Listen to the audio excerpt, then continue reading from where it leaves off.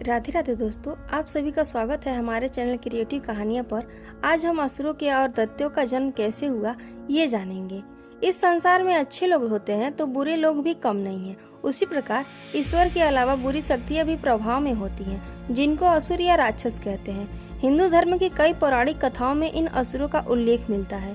पुराणों में भी असुर के जन्म की कथा का वर्णन मिलता है, जिनके अनुसार सप्तऋषि कश्यप की 13 पत्नियां थीं। उनमें से अदिति और दिति को सुर असुर की माता के रूप में जाना जाता है।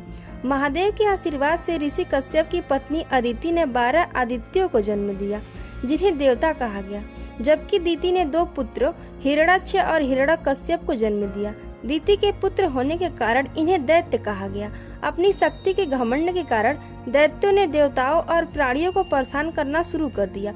अब आइए आगे हम जान लेते हैं कि इन्हें राक्षस क्यों कहा जाता है। पौराणिक कथाओं के अनुसार ब्रह्मा जी ने आदि शक्ति और भगवान शिव के साथ मिलकर सृष्टि की रचना की। वेदों पुराणों में उल्लेख मिलता है कि धरती पर 3 तरह के जीव हैं, जिनका नाम है भू, भुव और स्व। ये तीनों पृथ्वी पर रहते थे। इनमें भू का अर्थ है जमीन पर रहने वाले, और स्व का अर्थ है आकाश में रहने वाले, और भुव का अर्थ है जो जमीन और आकाश दोनों के बीच में रहने वाले जीव।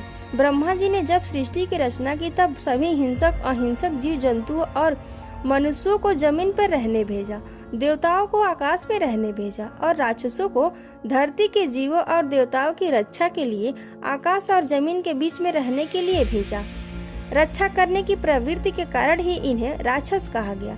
ऋग्वेद में 105 बार राक्षस शब्द का उपयोग अच्छे अर्थ में किया गया है। बताया जाता है कि पहले राक्षस धरती और आकाश में रहने वाले प्राणियों की रक्षा करते थे, लेकिन धीरे धीरे इन राक्षसों में अपनी शक्ति और बल का अहंकार आने लगा, जिस कारण इन्होंने देवताओं और जीवों को परेशान करना शुरू कर दिया। अब आइए हिरण्यकश्यप और हिरण्याक्ष की पूर्व जन्म के किस अपराध के कारण इन्हें राक्षस के योनि में आना पड़ा और भगवान विष्णु को अवतार लेकर इनको मारना पड़ा। भागवत पुराण के अनुसार एक बार दक्ष पुत्री दिति ने कामातुर होकर अपने पति कश्यप जी से प्रार्थना की। उस समय कश्यप जी खीर की आहुतियों द्वारा अग्निजीव भगवान यज्ञपति की आराधना कर सूर्यास्त के समय अग्निशाला में ध्यानस्थ बैठे थे, लेकिन दिति कामदेव के वेग से अत्यंत बेचैन हो बेवश हो रही थी।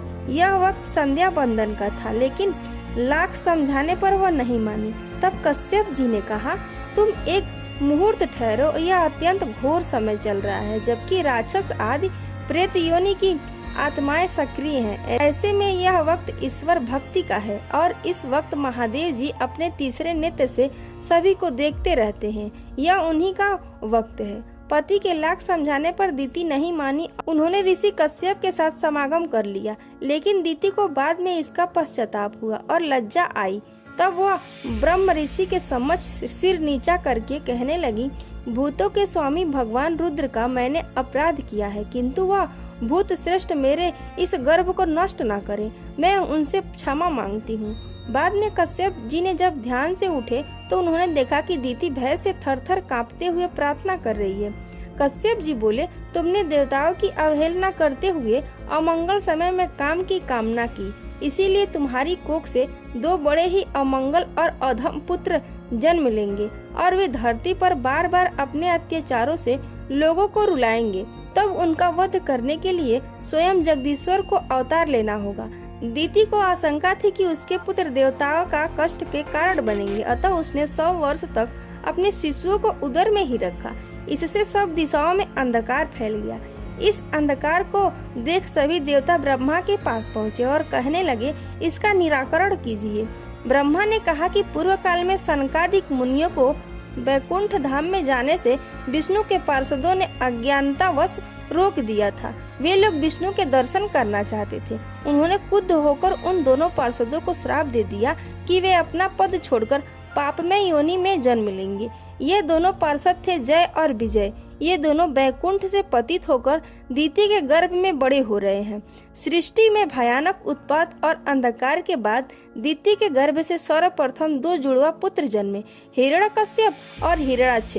जन्म लेते ही दोनों पर्वत के समान दृढ़ तथा विशाल हो गए। ये दोनों ही आदि दैत्य कहलाए और हिंसिका नामक एक पुत्री को जन्म दिया। कहा जाता है कि आगे चलकर हिरण्यकश्यप की संतानों में से प्रहलाद का जन्म हुआ, जो भगवान विष्णु की भक्ति करते थे, और होलिका जो थी हिरण्यकश्यप की बहन हिंसिका ही थी। तब प्रहलाद के बहुत से अत्याचार सहने के बाद भगवान ने नरसिंह अवतार लिया और हिरण्यकश्यप का वध किया। तो ये थी राक्षस और दैत्यों की जन्म की कथा। अगर आपको यह जानकारी अच्छी लगी है तो एक लाइक जरूर करें और ऐसे ही रोचक जानकारी के लिए मेरे चैनल को सब्सक्राइब करें। मिलते हैं फिर से एक नई कथा लेकर, तब तक के लिए जय सीताराम।